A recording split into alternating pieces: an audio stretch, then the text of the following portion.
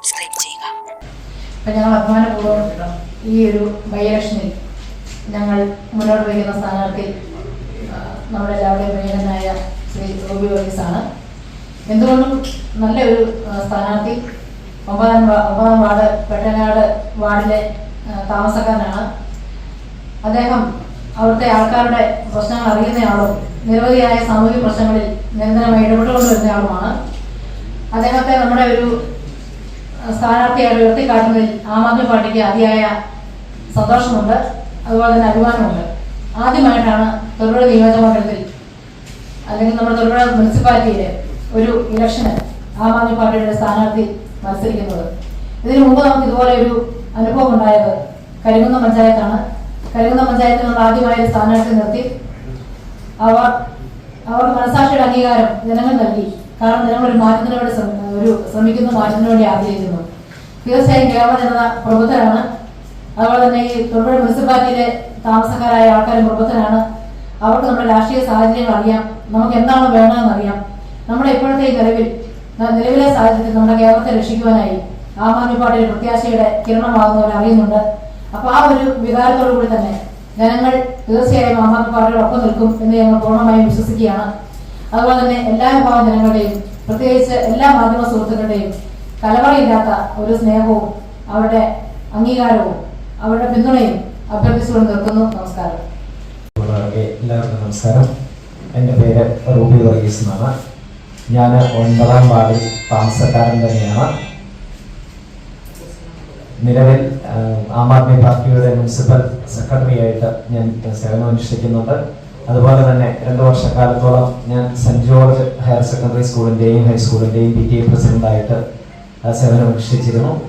ഇപ്പോൾ എനിക്ക് മുമ്പ് സംസാരിച്ച എൻ്റെ പ്രിയപ്പെട്ട നേതാക്കന്മാരൊക്കെ പറഞ്ഞതുപോലെ തന്നെ കൂടുതലൊരു വിശദീകരണത്തിന് ഞാൻ തയ്യാറാവുന്നില്ല.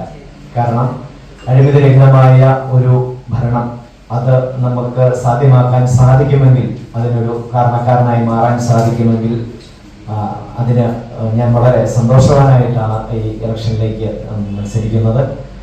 കൂടുതൽ വിശദീകരണം ഞാൻ നൽകുന്നില്ല. കാരണം എല്ലാവരും ഞങ്ങളുടെ പാർട്ടിയുടെ നിലപാടുകൾ, പാർട്ടിയുടെ കാര്യങ്ങൾ, എന്തിനു വേണ്ടി ഇതെല്ലാം പറഞ്ഞു കഴിഞ്ഞു. ഇനി ഇതൊരു ആവർത്തന വിശദീയാവേണ്ടതില്ല എന്ന് എനിക്ക് തോന്നുന്നു. അതിനാൽ ഈ 9-ാം വാർഡിൽ ഈ ഉപതെരഞ്ഞെടുപ്പിൽ ആം ആദ്മി പാർട്ടിയുടെ സ്ഥാനാർത്ഥിയായിട്ട് മത്സരിക്കുന്ന എനിക്ക് എല്ലാവിധ പിന്തുണയും മാധ്യമങ്ങളുടെ ഭാഗത്തു നിന്നുണ്ടാവണം. എല്ലാവരുടെയും പിന്തുണയും സഹകരണവും ഉണ്ടെങ്കിൽ ഒരുമിച്ച് പോയാൽ നമ്മുടെ ചിഹ്നം ചൂലാണ്. ചൂല് തന്നെ തിരഞ്ഞെടുക്കാനുള്ള കാരണം ഒരുപക്ഷെ നിങ്ങൾക്കറിയാം, വൃത്തിയാക്കുക എന്നുള്ളതാണ് അതിൻ്റെ ഉദ്ദേശം. അപ്പോൾ അതുകൊണ്ട് തന്നെ അത് വൃത്തിയാക്കാൻ സാധിക്കുമെന്ന് ഞാൻ ഉറപ്പുണ്ട്. ഡൽഹിയിലെയൊക്കെ കാര്യങ്ങളൊക്കെ പറഞ്ഞു. അപ്പോൾ സ്റ്റെപ്പായിട്ട് മുന്നോട്ട് പോകാനുള്ള ഒരു ആഗ്രഹം മാത്രമല്ല, ഈ ജനങ്ങൾക്ക് വേണ്ടി എന്തെങ്കിലും ചെയ്യാനുള്ള ഒരു സാധ്യതയുണ്ടെങ്കിൽ അത് തള്ളിക്കളയാതെ മുന്നോട്ട് പോകാനായിട്ട് കഴിയണം. അതിന് എല്ലാവരുടെയും സഹകരണം ഉണ്ടാവണം. അതിന് എല്ലാവരുടെയും അനുഗ്രഹങ്ങളും പ്രാർത്ഥനകളൊക്കെ പ്രത്യേകമായിട്ട് ആഗ്രഹിച്ചുകൊണ്ട് നിർത്തുന്നു. നന്ദി. ഈ 35 കൗൺസിലർമാർ 10 പേര് വിചാരിച്ചാണ് എപ്പോൾ വേണമെങ്കിൽ അത് നിയമത്തിലൂടെ കൊണ്ടുവരാം. അപ്പം ഞങ്ങൾ പറഞ്ഞത് ഇപ്പം നമ്മുടെ ആം ആദ്മി പാർട്ടി ജനകീയ പ്രശ്നങ്ങൾ ഇടപെടുകയും ജനങ്ങൾക്ക് വേണ്ടിയും മാത്രം നിൽക്കുന്ന ഒരു പാർട്ടി എല്ലാവർക്കും അറിയാം. ഞങ്ങളൊരു സ്ഥാനാർത്ഥിയെ ഇവിടെ നിങ്ങളുടെ മുമ്പിൽ അവതരിപ്പിക്കുകയാണ്. അവതരിപ്പിക്കാൻ വേണ്ടി ഞങ്ങളുടെ state vice president Shri Selim ഫിലിപ്പിനെ ഞാൻ ക്ഷണിക്കുന്നു. ഏവർക്കും നമസ്കാരം. എൻ്റെ പേര് ഡോക്ടർ സെലിം ഫിലിപ്പ്.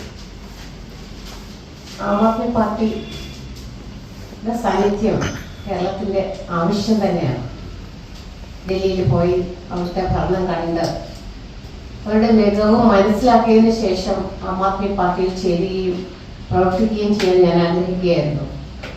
ഇപ്പം നമുക്ക് എന്തെങ്കിലും ചെയ്യണമെങ്കിൽ പവർ വേണം.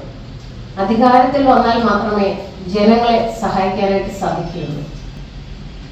യാതൊരു കടവും എടുക്കാതെ മിച്ച ബഡ്ജറ്റോടുകൂടി റൺ ചെയ്യുന്ന ഒരേ ഒരു സ്റ്റേറ്റ് ഇന്ന് ഇന്ത്യ മഹാരാജ്യത്ത് ഡൽഹി മാത്രമേ ഉള്ളൂ. കരണ്ടും 200 യൂണിറ്റ് കരണ്ടും 20,000 യൂണിറ്റ് വെള്ളവും, സ്ത്രീകൾക്കെല്ലാം ഫ്രീ സൗജന്യ യാത്രയും, ലോകോത്തര നിലവാരമുള്ള ധാരാളം ഗവൺമെന്റ് സ്കൂളുകളും, 1000-ൽ പരം ഗവൺമെന്റ് സ്കൂളുകളും, അതിൽ 900 സ്കൂളുകളും സോളാർ പവർ ഉപയോഗിച്ചാണ് ഓടുന്നത്. അങ്ങനെ ഓടുന്ന മറ്റൊരു സ്ഥലം ജപ്പാൻ മാത്രമേ ഉള്ളൂ.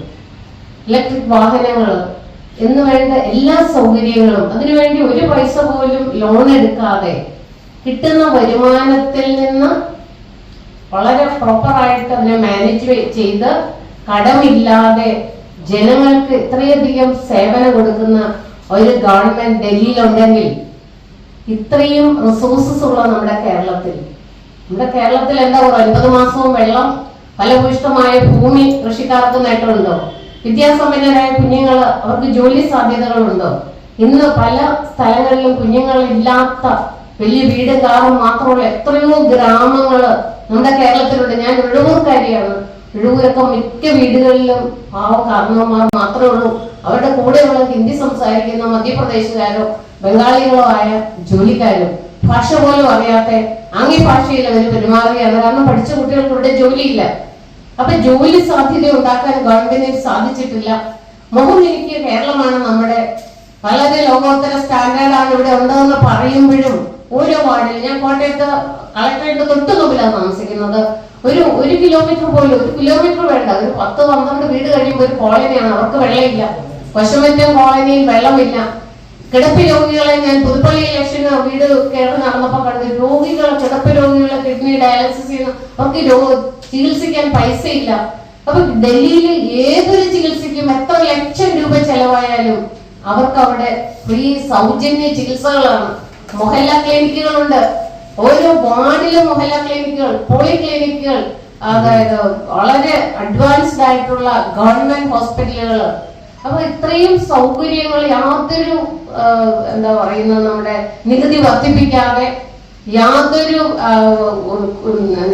വില വർധനമില്ലാതെ, നികുതി വർധനമില്ലാതെ, ഇലക്ട്രിസിറ്റിയുടെ ഒന്നും ചാർജസ് 10 വർഷമായിട്ട് വർദ്ധിപ്പിച്ചിട്ടില്ല. നമുക്കിവിടെ വർഷത്തിൽ 2 പ്രാവശ്യം വർദ്ധിപ്പിക്കുകയാണ് ചെയ്യുന്നത്. അപ്പൊ ഇതൊന്നും ചെയ്യാതെ ഇത്രയധികം ജനസേവനം ചെയ്യാനായിട്ട് ഒരു ഗവൺമെന്റിന് സാധിക്കുന്നുണ്ടെങ്കിൽ, കേരളത്തെ പോലെ ഇത്രയും നാച്ചുറൽ റിസോഴ്സസും ഹ്യൂമൻ റിസോഴ്സസും ഉള്ള ഒരു സ്റ്റേറ്റിനെ എങ്ങനെയാക്കി എടുക്കാം? അതുകൊണ്ട് ആം ആദ്മി പാർട്ടി വരേണ്ടത് ഇവിടെ ആവശ്യമാണ്. ഈ ഉപതെരഞ്ഞെടുപ്പിൽ വളരെ പ്രതീക്ഷയോടുകൂടിയാണ് നമ്മൾ ആം ആദ്മി പാർട്ടിയുടെ സ്ഥാനാർത്ഥിയായിട്ട് മിസ്റ്റർ റൂബിനെ ഇൻട്രൊഡ്യൂസ് ചെയ്യുന്നത്. എല്ലാ സഹായ സഹകരണങ്ങളും മാധ്യമങ്ങളുടെ ഭാഗത്തു നിന്നും ആഗ്രഹിക്കുകയാണ്, അഭ്യർത്ഥിക്കുകയാണ്. Thank you very much.